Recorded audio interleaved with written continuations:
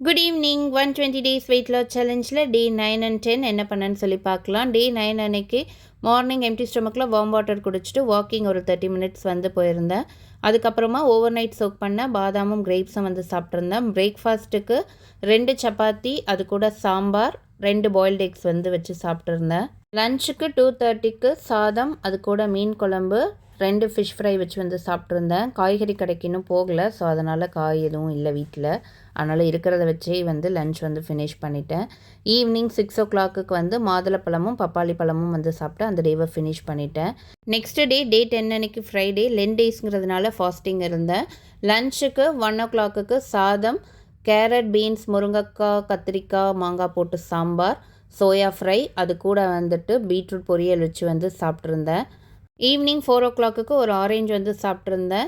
7:30க்கு salad வந்து சாப்பிட்ருந்தேன். வேக வச்ச கொண்டக்கடலை, அது கூட மாதுளப்பழம், வெள்ளரிக்காய், கேரட் இதெல்லாம் போட்டு சாலட் சாப்பிட்ருந்தேன். டின்னருக்கு 8:30க்கு ஒரு சப்பாத்தியும் சாம்பாரும் வச்சு சாப்பிட்ருந்தேன். உங்களுக்கு டே எப்படி போச்சுன்னு கமெண்ட்டில் சொல்லுங்கள். இன்றைக்கி வீடியோவில் தான், நாளைக்கு பார்க்கலாம்.